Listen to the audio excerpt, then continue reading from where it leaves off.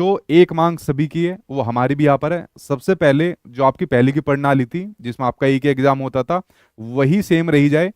कोई यहाँ पर आपके दो एग्जाम प्री मेंस यहाँ पर ना रहे जाए। तो इस वाली बात को लेकर जो यहाँ पर एक विरोध प्रदर्शन हो रहा है, उस विरोध प्रदर्शन के अंदर हम लोग यहाँ पर शामिल है। हम लोग आपके यहाँ पर साथ है। मैं पूर्ण तौर पर भाई आप लोगों के साथ यहाँ पर हूँ।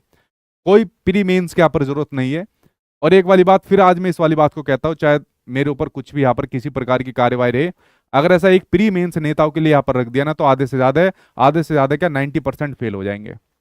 तो सबसे पहली जो हमारी मुख्य मांग है वो जैसी पहली आपकी प्रणाली थी, जो आपके परीक्षा प्रणाली थी वैसी सेम यहाँ पर रही जाए। किसी प्रकार का कोई बदलाव नहीं होना चाहिए कि प्री और मेंस उसके अंदर यहाँ पर शामिल रहे। अगर आपको बदलाव करना है तो अपने एग्जाम लेने के तरीके में बदलाव करिए, अपनी सुरक्षा को पुख्ता यहाँ पर करिए। ज्यादा साध है जितनी भी चीज आपको अलर्ट रखनी है, जितनी भी चीज आपको अपनी तरफ से पक्की रखनी है वो चीज यहाँ पर करिए। आप अपनी नाकामयाबी को किसी दूसरे के ऊपर मत डालिए कि भाई हम लोग दो प्रणाली के अंदर पेपर लेंगे प्री और मेंस के अंदर और उसके माध्यम से अब हम चीजों को यहाँ पर रोक देंगे। ये वाली चीज बिल्कुल नहीं होनी चाहिए। तो पहली हमारी मांग ये है।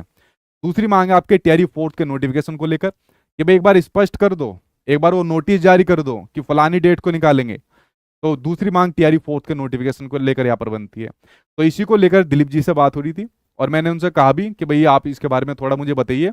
और मैं सही बताऊं, मेरा पूरा विचार था कि मैं आपके 8 तारीख को यहाँ पर आऊंगा, लेकिन दिलीप जी ने यहाँ पर एक बात कही, ठीक है शायद वो ऑडियो के अंदर आगे नहीं चली, वही रुक गई वो। उन्होंने एक वाली बात कही कि सर ये जो प्रदर्शन है ये सिर्फ छात्रों का यहाँ पर प्रदर्शन है, इसमें हमने किसी भी टीचर को नहीं बुलाया है। और सर हम आप चाहते हैं कि आप भी यहाँ पर इसके अंदर ना आए, क्योंकि अगर कोई अध्यापक यहाँ पर आता है या कोई दूसरी पार्टी का नेता यहाँ पर आता है तो यह आंदोलन की दिशा दूसरी तरफ मुड़ जाती है। फिर सरकार को भी कहने का ये मौका मिल जाता है कि देखिए छात्रों का आंदोलन नहीं है, इसको तो दूसरे लोग यहाँ पर आपको चला रहे हैं। तो इसलिए उन्होंने मेरे से ये वाली बात कही कि सर आप इस आंदोलन के अंदर मत आइए। और ना सिर्फ आप, मैं बल्कि किसी भी टीचर को इस आंदोलन के अंदर आने से मना ही कर रहा हूं। और जितना भी हो सके आप सोशल मीडिया पर स्टूडेंट्स को यहाँ पर ये कहिए कि भाई 8 तारीख को यहाँ पर शांतिपूर्वक धरना प्रदर्शन करें।